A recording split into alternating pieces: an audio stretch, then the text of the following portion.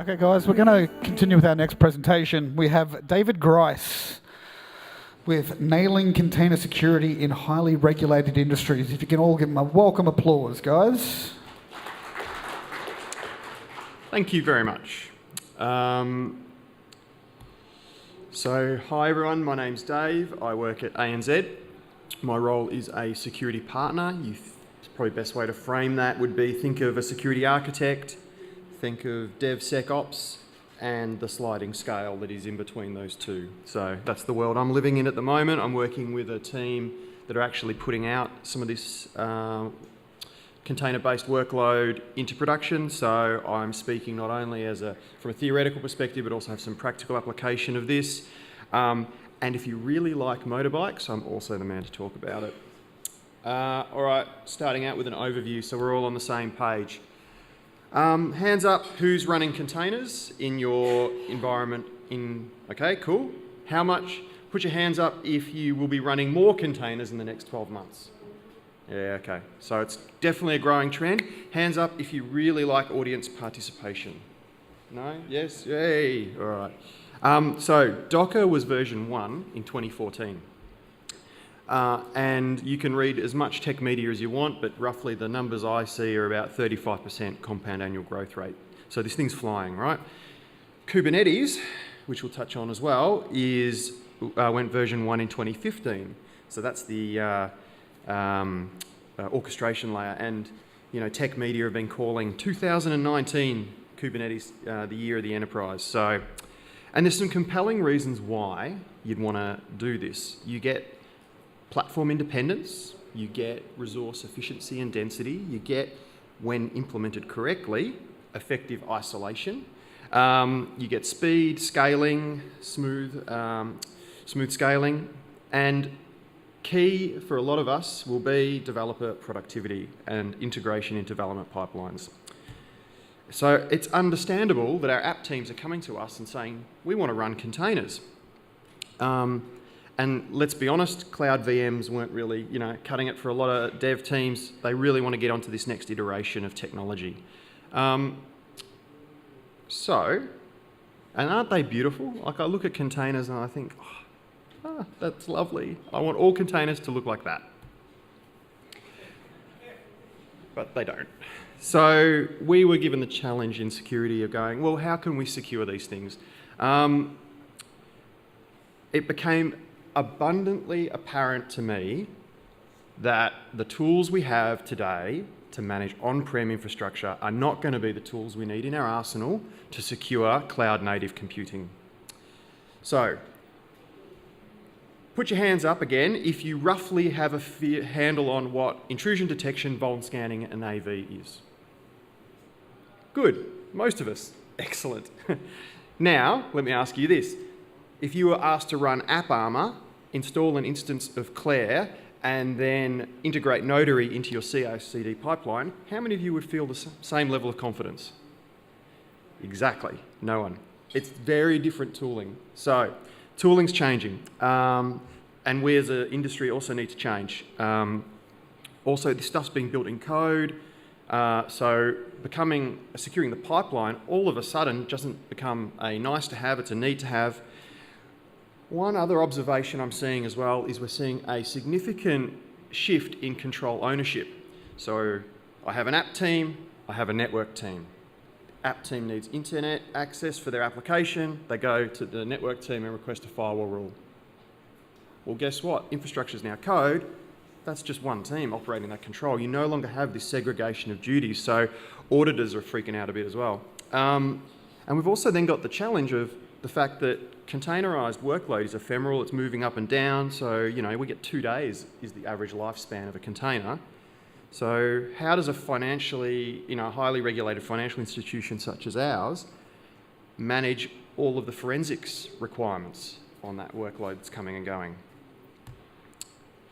So I'll just go through a typical anatomy of what a container stack looks like.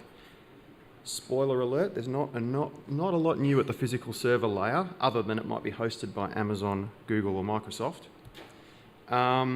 Host OS, you've still got your typical Linux kernels. This is where it gets a bit interesting. So you've got your namespaces, C groups, and security. And the reason I call these out is namespace is that essential container component that we're talking about when we talk about containers. Namespace is that real isolation boundary. C groups provide control over the resources that those namespaces consume, CPU, memory, I/O, etc. And security is the mandatory access control, things like AppArmor and SE Linux, which we're also going to talk more about. Sitting on top of that is your Docker engine. Now, Docker's cool.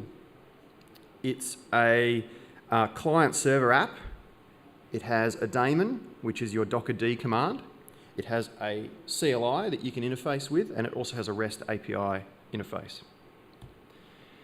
And then in comes your applications that you bring along with it.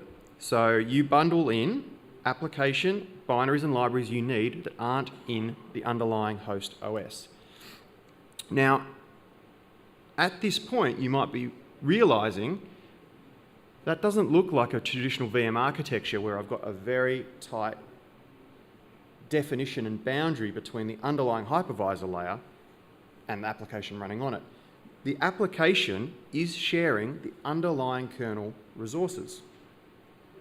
Don't let that point escape you as you work through this talk, because it's a very key component to why we need to have multiple layers of defense. And then on top of all that is Kubernetes. Now, I've chosen Kubernetes because I think it's going to win the race in terms of orchestration, but there are other technologies out there. And what Kubernetes is doing is it's bringing together the orchestration, spinning up, spinning down, starting, stopping, grouping things into clusters across multiple hosts. So if you've got, you want to run a highly resilient application across multiple data centers, you would use something like Kubernetes to do that. So that host OS, we're going to talk about more as well, because it's important that it's not just the same like a generic Linux host OS. Now, our anatomy from within Kubernetes. So if we're looking Kubernetes top down, you get these new naming standards of things that may not mean much yet. So what you've got is a container. That's the innermost component that sits inside a pod, that shares a namespace, that sits in a node, that sits in a cluster, that sits in a project. Now that project would be an Amazon account if it was done in Amazon. This is taken from the Google blog. I think the two things you need to know here are containers themselves do not provide enough isolation on their own. They need more, and I'm quoting Google when I say that, who invented a lot of this stuff, or really was the first to use this in anger. And I think each boundary here now becomes an opportunity to do security right or wrong. And the risks are real. This is my fear, uncertainty and doubt page, FUD. I won't dwell on it. We all know how to explain this, but it's a Linux kernel at the end of the day. You inherit a lot of the lovely Linux kernel vulnerabilities. And publicly, people using this have got themselves caught in a bit of a mess. Tesla, Weight Watchers and Aviva. The good news with those ones are that, well, good news. What got them was misconfiguration of implementation, not necessarily zero-day vulnerabilities with a Kubernetes environment or a Docker environment. And the defaults have changed since early versions of this technology, and they're rapidly changing. So now that a lot of the same things wouldn't be affecting your organization if you were to deploy a new instance of Kubernetes and containerized workload tomorrow. But the bell has been rung and can no longer be unrung. So the bell was rung in December 2018 when we saw the first API auth server bypass. Thankfully, that was responsibly disclosed by and identified by a contributor to the Kubernetes project. Run C in February this year was a container host breakout from host to root. So this is the worrying thing that we've always worried about with hypervisors of a guest to host breakout. The exact thing we were worried about in containers happened and was disclosed in February 2019. The good news is as well, I'm going to tell you how that wasn't a problem for us in the way we've configured our workload because of some of the settings in the Kubernetes stack. So that harmless little request from application teams to go, Dave, we want to run containers, help us to do it safely, has become now a complete audit of these 7 items. So the underlying CI/CD pipeline, underlying OS security, container image, runtime security, orchestrations, network, logging and auditing. Now, none of that's new, but it's also all new because it's being done in the context of a container. So some of the approaches and the way we've solved these problems traditionally now need to be revisited. So at this point, let's just pause and consider what we know. We've got vastly, maturing technology, but critically one that's not yet mature. We've got technology that's unfamiliar for a lot of security teams. We've got evidence that the risks are real. And we've got statements from Google on their blog that containers are not enough isolation on their own. And yet, despite all that, we've got an insatiable adoption rate for this technology. So we probably should be a little concerned. But just like containers allow you to segment portions of your application and break your problems down, we can break our security problems down as well. All right, so this is the meat and potatoes of the talk. I was inspired by a talk I saw here a few years ago that just went into quite a lot of depth. So I'm going to fly through these slides, but it's important, we'll go through some questions at the end if you've got any. So starting off, the build environment. What are our problems we're trying to solve? Well, we've got malicious or suboptimal source code, alterations to our build policies, config scripts with errors or ones that expose credentials, supply chain provenance, insecure libraries, and down revisions of existing code. Now, at this point, you're thinking, oh, Dave, are you going to go into War and Peace about telling us to do how things we already know? Well, kind of, and also the other thing you're thinking is you really like bullet points, and yes, I do. Bullet points everywhere. I won't spend a lot of time because hopefully you know how to solve your source code and securing your build pipeline, but we'll just fly through this. Protect your environment like your app. Have governance over your code changes. Principles of least privilege apply here most importantly. So who has access to your code? Who has access to deploy? And when we talk about protections, have 2FA turned on major administrative activities in your source code and build pipelines. So I think that's a key, 2FA is key here. The other thing is, as you start to get more savvy in the way you build your code, you can start shifting left, and a buzzword, but shifting left with your IDE as well. So you've actually got plugins that sit in the IDE that are identifying any source code vulnerabilities as code's being cut. That's a great thing because they will then integrate with your SAST tooling nicely. So if you've got a SAST tool, static analysis tool, they often have an IDE plugin that you can use. So do that. You also want to implement policies to prevent bad code. So it's great that you found some bad code. Are you still letting that bad code out to production? So just have a think about that. And have a pattern of pre-agreed safe libraries. Hashing your binaries is pretty good as well. Is this the code I'm expecting? And so rather than more talking, this is a picture of kind of what it could look like if it was all hanging together. On the left, you've got your source code, Dockerfile, test code, all going into your Git repo. Hopefully you've got your IDE plugin checking as it's going in. You then kick off a code scan from your Git. That's your SAST tooling. You then might want to have a security unit test. So what's a security unit test?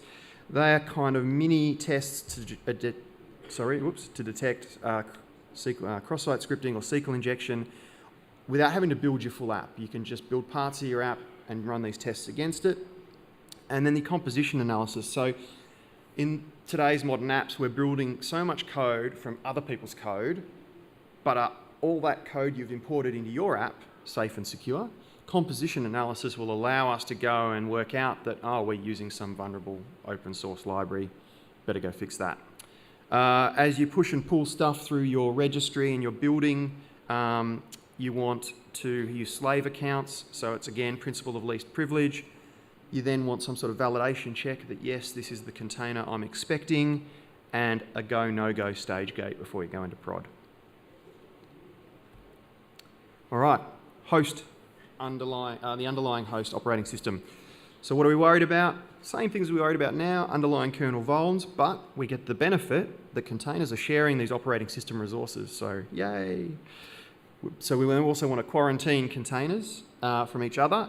And we also want to stop any container breakout. So again, that's the guest to host breakout in a traditional VM environment. So how do we stop that? Patch often. This is where containers get really cool. You do not have to wait like you have to patch a hypervisor to take down a whole set of infrastructure. You can just patch this stuff. So patching your underlying host actually is a lot easier in container workload because stuff can spin up and spin down. So that's cool. You want to run a specific container OS though, and the reason you do that is because it forces you to only run containers in that workload, so that you don't end up basically putting things in the wrong places, and the attack surface for attackers is very small. gvisor. So we're going to talk a lot about how do you protect the containers that are living in user land, but how do you protect the kernel itself from any malicious attacks? So gvisor is a great open source tool that is freely available. It essentially sandboxes the calls between the containers down to the underlying kernel, and only lets safe code go through. So it's a great little tool. You then also want to look at who's got access control on those underlying OSs. And then of course you can drop the ops altogether. Although we're highly regulated at ANZ, it doesn't preclude us from running workload in the cloud. That said, we've got infrastructure that does containerized workload both on-prem and in the cloud, so we've got the kind of best of both worlds. But you can use cloud tooling to manage that underlying OS as well. All right, so then we've got our container image. What's the problems there? Well, images need hardening. Defaults are not exhaustive, and then provenance over supply chain. I'm probably missing one there actually, and that is, where are you getting your images from? Is it Docker Community Hub? So how do we solve those problems? Well, most of you would have heard the CIS benchmarks. If you haven't, get onto it, it's great. However, CIS benchmarks, what they do is they tell you how you should harden your images, how you should harden your use of technology. Docker Bench security is a bit of a hand-in-glove relationship in that regard. What Docker Bench is doing is it's taking the CIS benchmarks and running it against your workload and giving you an output. So you can actually build that into your pipeline and go, do not pass go to prod unless you pass the CIS benchmarks hardening standard. So Notary does a lot of the container signing and chain of custody, so it allows you to go, is this the container I'm expecting as it goes through your supply chain? Make it hard for attackers, right? Remove unneeded modules and packages so they can't live off the land. Do you need SSH in your containerized workload? I would argue you don't. And you may want to leave it hanging around in dev, but you certainly don't need it in prod. So get it off your environment. If you're going to make a change, you go back to your build pipeline and you build it again. You can do your apt-get updates as you're building, so you're not running around with stale images.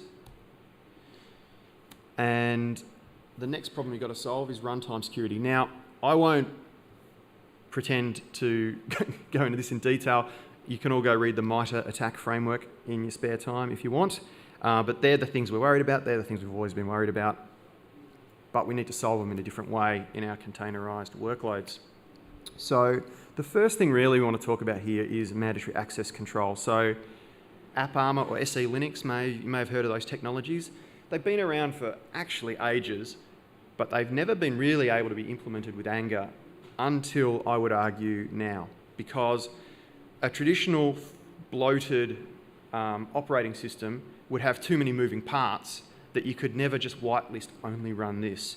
It wasn't as easy back then. Now we're putting our applications into microservices. So each application is broken down into very defined chunks, and those very defined chunks can have very defined whitelist rules around them. So this technology is now having a bit of a resurgence, and there's some great open source stuff from a guy who's Aussie guy on the OWASP chapter. His name's Osama El Naga, and he's got RCE Guard as well as is a great tool to help make this process easier. You want to also separate process ID namespaces per tenant so they're not shared. Now, if you're running Kubernetes, this is by default, but If you're not and you're just running a Docker instance, be mindful of that. We talked about SSH earlier, and why maybe you store your state somewhere else so your containers can run in a non-persistent and read-only mode.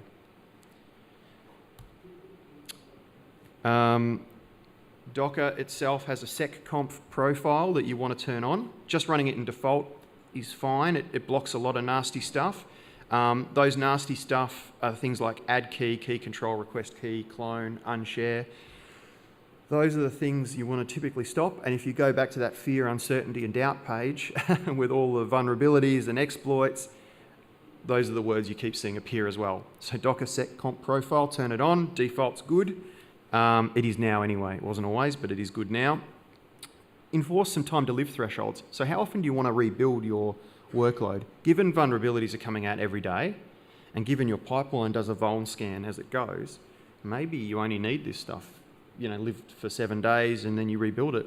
And then continue to vuln scan against running instances as well. So don't just think, oh, I vuln scan during my build, job done. I think you need to keep scanning as you go through runtime. All right, now orchestration. This is Kubernetes. This is a big area where we want to talk about because it's a lot of opportunity here for attackers. So what are we worried about? Well, we're worried about stealing secrets, service account accesses to the API layer, metadata APIs in your cloud providers. So if you're in Amazon and you go to 169.254.blah, you're going to get a very awesome, if you're an attacker, list of running workload. And so it just is easy to enumerate your running workload. Now, although that's nothing to do with containers, you're trying to make it hard for them. So we've got to look at addressing that. And that's an attack vector that is in use in the wild right now. We've got enumeration that's coming from that. We've got the token replays. We've got man in the middle. We've got container breakouts, etc., etc. So again, just like Docker had the CIS benchmarks and Docker bench security, Kubernetes has got the same. CIS benchmarks for Kubernetes, Kubernetes bench security. Use them, they're awesome. More recent versions of Kubernetes introduced this concept of RBAC and cluster role binding. Hasn't always been the case, but now the more recent versions do have this, and even more recent versions have now moved to a state where no privileges are granted by default. You have to invoke them, which is also good. You want to disable the mounting of any service account tokens. You want to restrict access to the Kubernetes API. Not every pod in your Kubernetes workload needs access to the Kubernetes API, so restrict it where you can. Enable pod security policies. This is a big one. If you do one thing today, do that. So the run C vulnerability that I talked about before wasn't a problem for us because we had pod security policy turned on to run as non-root. So any workload that was running in our Kubernetes stack was not given root privilege, so the ability to then break out to host wasn't an option in that run C scenario. Now, the Tesla Weight Watchers one that got compromised earlier, they got compromised because the web UI dashboard was on. By default, it's no longer on. And I would argue if you're doing this in the cloud, you probably don't even need it at all, because a lot of the telemetry you would get from that service is going to be provided by your console you see in your cloud provider's service. Also, implement a network policy using pod labels. So this is layer 4 networking, but of course it's not IP addresses anymore, it's tags. But do essentially something akin to a layer 4 network policy that only pod A can talk to pod B, but they can't talk to pod C. Encrypting your Kubernetes secrets. So your Etsy shadow file in your master node that's managed by your cloud provider, they may solve this for you. I know Google, who I'm more familiar with, do this, but a default instance of Kubernetes does not.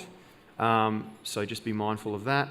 Restrict your kubelet permissions so you can only see the pods that are on each node. So should a pod get compromised, it's making it harder to reach out and laterally move for an attacker. Istio service mesh, we're going to talk about this. But essentially layer 7 controls as well. add a proxy around that metadata for the API. You want to log everything outside the cluster, because guess what? Attacker gets on box, attacker turns off logs, make it hard for them, log outside the cluster.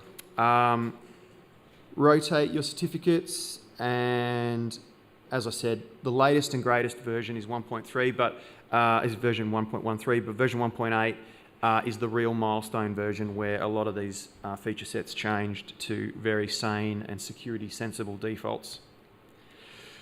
And so this picture is, just to avoid you watching more bullet points go past your eyes, and just to really talk about the difference between self-managed and cloud-managed. So on the left, obviously, that whole stack's your responsibility if you're running it yourself. If you're running it in the cloud, you generally would consume a service provider's offering, and so they manage the master node and the etcd, which is nice of them. But some of the security settings you want to invoke depend on the underlying version that's being provided. So just understand that distinction. If you're trying to turn on pod security policies and you're trying to turn on your Docker seccomp profile and things like that, you kind of need to understand the versions of the stuff that's running underneath the hood as well. So just watch that. And obviously, if you're keeping it current and you're keeping it fresh, these problems go away. Networking security is next. Now, you might argue that there's more surface area because you've essentially got, rather than one big monolith application, you've got all these distributed services, and so you can get in the middle of that traffic, and there's more surface area. We also want to isolate discrete workloads and restrict traffic to unintended services. We really, really want to prevent egress to the internet unless it's intended, and then we also want to, and here's one, okay, so you were meant to have, hard isolation between our demilitarized zone and our trusted workload. So unauthed workload in the DMZ, auth workload in behind the scenes. But guess what? One master. The Kubernetes that's serving the DMZ is also the Kubernetes API that's serving the trusted workload. If one gets comped, how do you prevent the other side, the trusted workload, getting compromised? Istio is going to help us with that. So concepts are largely the same in that it is network security. So although we might use tags rather than IP addresses, the same concepts largely apply. Using an Istio service mesh over the top of your layer 4 networking is a really, really good idea. And I'll explain why. So imagine this scenario, right? You've got Kubernetes operating at layer 4. And the Calico plugin is what's doing that network policy that says pod A can talk to pod B, but not talk to pod C. But given the Kubernetes is also what's hosting the workload, it's feasible to think that if a pod got compromised and someone got root on a pod and someone could expose that Kubernetes API, they could break down that layer 4 control. So in comes Istio, and over the top is a layer 7 mutual TLS proxy that will essentially inject the same rules. A can talk to B, but not to C. But it will also take that traffic and encrypt it as it flows through, and it's a separate control plane in reinforcing it. So if Kubernetes got compromised, you've got Istio reinforcing that over the top. And so you get something akin to two-factor auth on your network traffic. You must come from the right layer 4 IP address or network tag, and you must have the right Kubernetes cryptographic secrets in order for you to talk. And it's when you get both of those in concert with each other, you really start to see why actually it's possible that we could be more secure using this type of technology than less. We can't escape the fact, though, that a lot of people are going to do this in a cloud environment, and so we all know that we can get ourselves tripped up and self-harm with misconfigured S3 buckets and the like. So good practice here is obviously to harden your cloud accounts. The key takeaways are, separate your accounts or resources or VPCs, avoid the 5-0 CIDR ranges, limit privilege, and maybe introduce a segregation of duties. So inbound and outbound IP address changes have to come from your cloud services team. The app team that's running the workload has to do a separate ticket to request that. Also, run regular checks back against your workload to confirm you're running in a known good state. Don't just assume that because my Terraform script is built perfectly, that someone hasn't actually gone into the dev environment and done some mucking around and have compromised the config. Go and run those checks against what known good looks like. And, key tenets are log and limit your blast radius. So just a bit on logging. We're very close to the end, so, we're getting there. You want to meet your operational requirements, so that's important. You also want to make sure, though, that, we've got to be careful that the application logging on its own is not enough. We've got layers of the stack we need to think of now. We've got the app, we've got Kubernetes, we've got the cloud infrastructure. If you're running in the cloud, there's a lot of stuff to consider now. So logging needs to consider that. Also the fact that this stuff's moving around and transient. And then you've got the forensic requirements. A pod's been compromised, what was running at the time. And then, because of all that, you've got to then worry about signal to noise ratio. So how do we solve these problems? Small and simple. If you've got a small application, maybe just consider a dedicated logging container. If you've got a big and complex one, you might want to consider a sidecar approach. But just make sure you practice end-to-end logging. And don't forget that it all needs to go somewhere. The OWASP cheat sheet is great as a takeaway in terms of things you need to focus on. Try and log to a separate store under a dedicated cloud account. So don't make the cloud account where the workload's running the only account where your logs are kept. Sync it to another service account that's isolated. And then the big one is alert and alarm when logs don't arrive.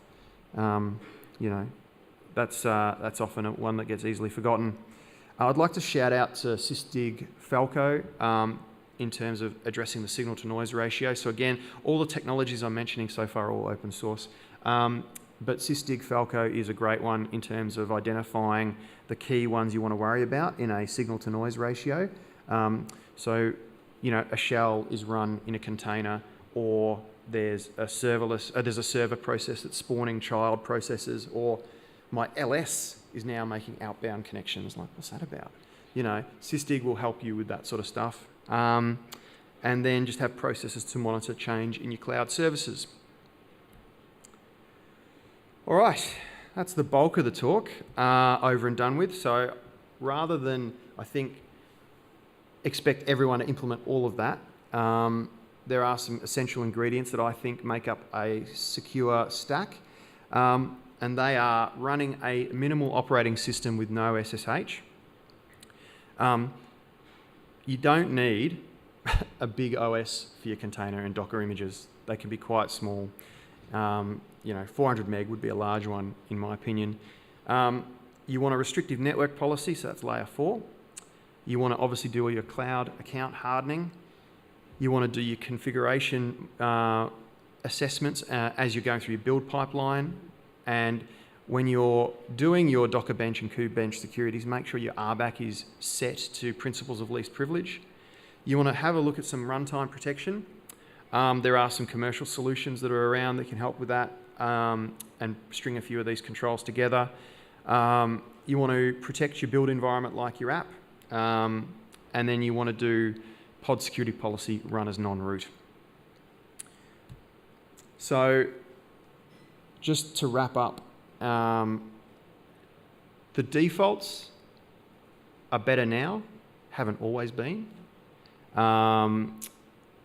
You want to shift left, so if you're running a security function, you need to get down in the weeds with the DevOps teams that are running this stuff and help them. You might also be having to review and commit code yourself, and I'm sympathetic to a lot of security teams. They may not have the resources that do all that, so definitely something that we need to adapt into. And the other thing I haven't really talked about yet, is enforcement. So what we've talked about is the what. What do you need to do to secure your Kubernetes and container workload? The how you enforce that. There's some work happening at the moment with Open Policy Agent, and your cloud services will also have a range of organisational controls that you can set and enforce, and guardrails. There's probably another talk due by me actually on how you enforce some of this stuff. So, but just think about that. That's can't be ignored. And that is my talk. Thank you. Excellent. Thank you very much, David. Running perfectly on time, so we have time for questions. As we do down the back.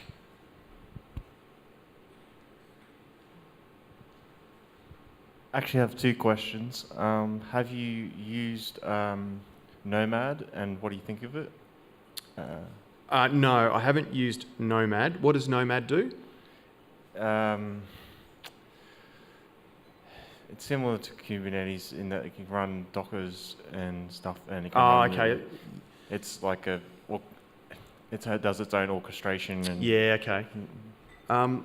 Listen, there's a few technologies, Mesos, Docker Swarm as well, that are spinning around, but I think we've chosen Kubernetes largely because of the fact that on-prem, there's some commercial offerings from Red Hat that were more appropriate for a highly regulated entity to run, and then we also wanted the best support from a cloud provider as well, so we've chosen Kubernetes for those reasons. And the second question was, what vulnerability scanning did you use? There are a number of choices. We've gone down a commercial path to string together a few controls. So we use a product called Twistlock to do the runtime protection, but it's also doing vulnerability scanning, and it's also doing config drift for us. Any other questions? Okay, excellent. If you could all give David another round of applause.